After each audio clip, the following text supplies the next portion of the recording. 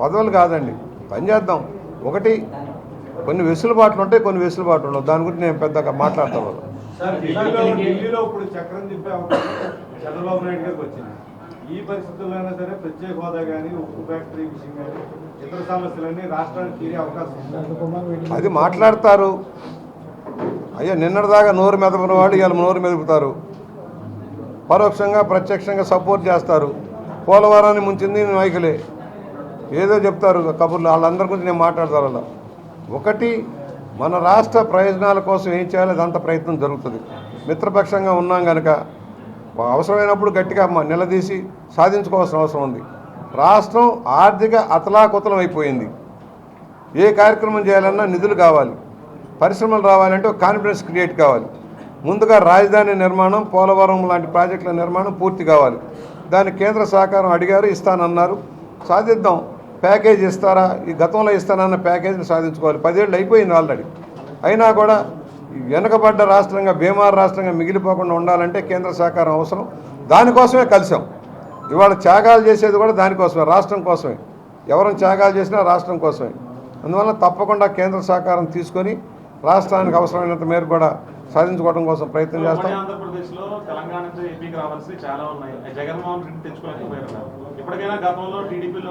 ఉన్నది కేసీఆర్, జగన్మోహన్ రెడ్డి కలిసి ప్రయాణం చేశారు. మనకి రాష్ట్రాన్ని తాకట్టు పెట్టాడు జగన్మోహన్ రెడ్డి తన పదవి కోసం, తన కేసు నుంచి బయటపడటం కోసం. ఇవాళ అలా లేదు. ఇవాళ అక్కడ కాంగ్రెస్ అధికారంలో ఉన్న రేవంత్ రెడ్డి గారు కూడా కలిసి మనం సరిదిద్దుకుందాం. 2 రాష్ట్రాల ప్రయోజనాలు కాపాడుకుందాం. నీటి వనరులను కూడా సమీక్షించుకుందాం. రాష్ట్రానికి 2 రాష్ట్రాల మధ్య ఉన్న విభేదాలు పరిష్కరించుకొని రాష్ట్రాన్ని ముందుకు తీసుకెళ్దాం. ఏదైతే పెండింగ్లో ఉన్న ఇష్యూస్ త్వరగా పరిష్కారం చేద్దామని చెప్పారు కనుక ఆ వైపు దృష్టి సారిద్దాం.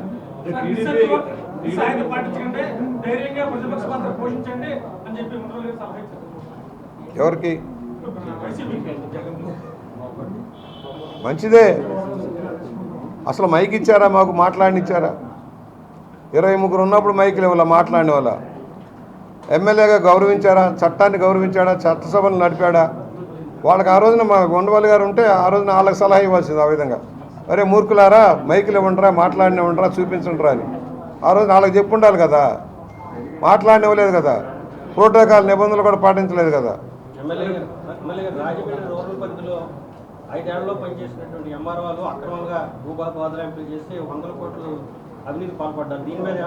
యాక్షన్ తీసుకుంటున్నాం. ఎంఆర్ఓలు కానీ రెవెన్యూ కలెక్టరేట్ దగ్గర నుంచి ఎవరెవరైతే ఇన్వాల్వ్ అయ్యి అన్యాక్రాంతం చేసి దోపిడీ చేశారో అన్నిటి మీద యాక్షన్ ఉంటుంది. ఎంక్వైరీకి వేయిస్తాం. మొత్తం సమగ్ర విచారణ, తూర్పుగోదావరి జిల్లా కలెక్టరేట్లో జరిగిన అవినీతి భోగత మీద సమగ్ర విచారణ చేయిస్తాం. దోషులను శిక్షిస్తాం. ఎంఆర్ఓలైనా, బీఆర్ఓలైనా ఎవరైతే తప్పుడు రికార్డులు సృష్టించారో, ఏ వైఎస్ఆర్ పార్టీ నాయకుల ఒత్తిడికి లొంగి తప్పుడు చేశారో, అవినీతికి పాల్పడి వాళ్ళందరి మీద చర్యలు ఉంటాయి.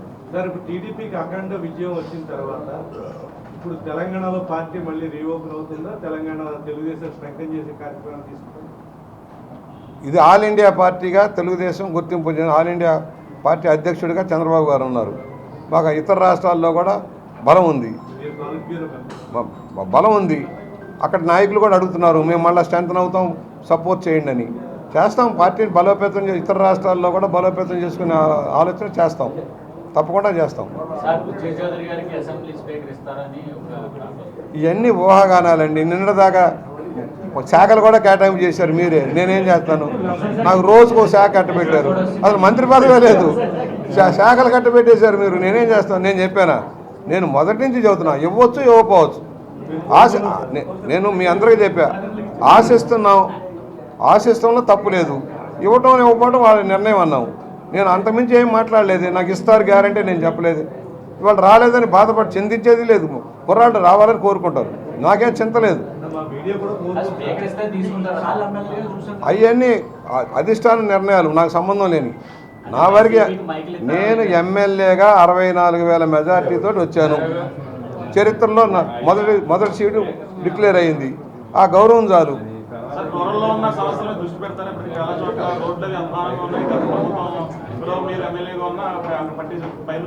నాకున్న అనుభవాన్ని రంగరించి ప్రతి గ్రామం యూనిట్గా ఎక్కడెక్కడ సమస్యలు ఉన్నాయో, ఎక్కడ పెండింగ్ ఉన్నాయో రికార్డ్ చేసుకుంటాను. నాకు అలవాటు. అధికారులతో సమీక్షించుకొని ఉన్న నిధులను ఏ విధంగా సద్వినియోగం చేసుకోవాలి. ముఖ్యంగా రూరల్ నియోజకవర్గంలో 3-4 ప్రధానమైన సమస్యలు ఉన్నాయి. ఒకటి డ్రైనేజ్, భారీ ఎత్తున డ్రైనేజ్. రాజమండ్రి మురుగంతా కూడా రూరల్ నియోజకవర్గం నుంచి వెళ్తుంది. దానికి పెద్ద ప్రాజెక్ట్ అవసరం. అది ఎంపీ గారి సహకారంతో ఢిల్లీ లెవెల్లో గంగా కాలుష్య నివారణలాగా, గోదావరి కాలుష్య నివారణ పథకంలాగా ఒక వర్కౌట్ చేయాల్సిన అవసరం ఉంది.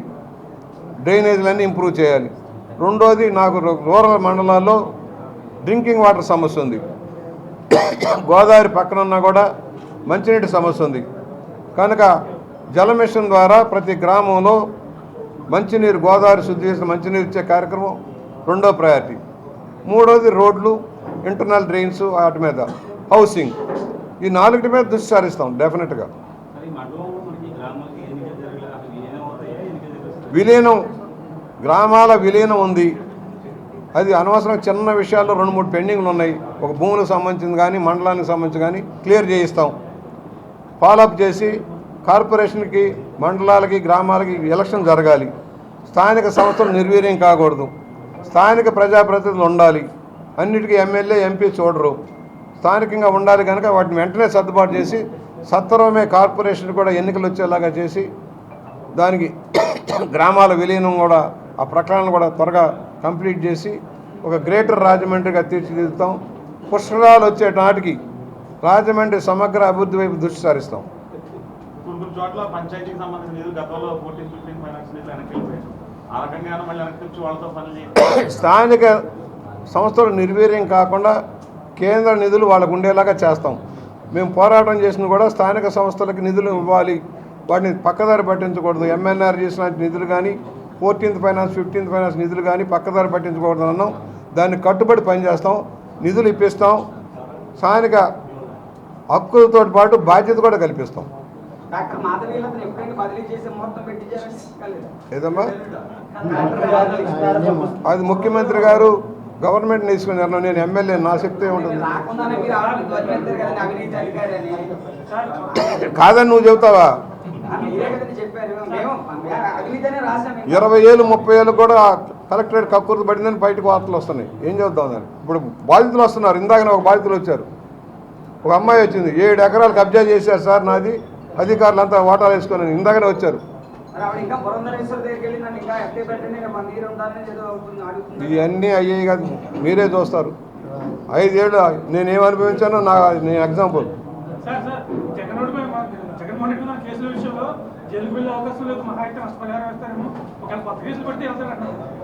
పాత కేసులు 40,000 కోట్ల సీజుల కేసులు ఇప్పుడు అన్ని విచారణ వేగవంతం అయింది. సుప్రీంకోర్టు మార్గదర్శకత్వాల ప్రకారం 1 ఇయర్లో ఈ కేసులన్నీ పరిష్కారం కావాలి. వేరే తప్పుడు ఆరోపణలతోటి తప్పుడు అఫిడవిట్లు వేసి ఆపుతా ఉన్నారు. ఇక ఆగదని నేను అనుకుంటున్నా. పాతది ఒకటి, కొత్తది ఒక ఎత్తు. పాత ఏమో గుదిబండలాగా ఏలాడుతున్నాయి, కొత్త ఏమో బ్రహ్మాండంగా చుట్టుకుంటున్నాయి. దోపిడీ, లక్షల కోట్లు దోపిడీ జరిగింది, మర్చిపోకండి. అప్పుడు 40,000 దొరికింది, ఇప్పుడు లక్షల కోట్లు దోపిడీ. రికార్డులన్నీ తలకిందులు చేస్తున్నారు, కాల్ చేస్తూ ఉన్నారు. అధికారులంతా ఒక్కొక్కరు గజగజ వణికిపోతూ ఉన్నారు. 100% కార్పొరేషన్ని మెర్జర్ విషయం కూడా త్వరగా పరిష్కారం చేసి వాటిలో పునర్విభజన చేశాక ఎలక్షన్ పెట్టిస్తాం. ఇప్పుడు కోఆపరేటివ్ బ్యాంక్ ఎన్నికలని ప్రకటించారు. మీ ఫలితాన పార్టీ తరఫున తిరుగుతుందా లేకపోతే చూద్దామా? అది పెద్దది. ఒక రాజమండ్రి సిటీయే కాదు, రూరల్ అనేక గ్రామాలకు సంబంధించింది. ఇది అర్బన్ బ్యాంక్ అన్ని ప్రాంతాలకు సంబంధించింది. అందువల్ల అందరం ఏదమ్మా ఆడ ఏముందని రోడ్డు ఉందా, కాలం ఉందా, కరెంట్ ఉందా? అంతా దగా చేశారు. మై ప్రయారిటీ భారీ ఎత్తున టిట్కో ఇల్లు కట్టడం. దానికి 2-3 స్థలాలు చూసాం. భారీ ఎత్తున టిట్కో ఇల్లు కట్టించి పేదలకు న్యాయం చేయడమే లక్ష్యం.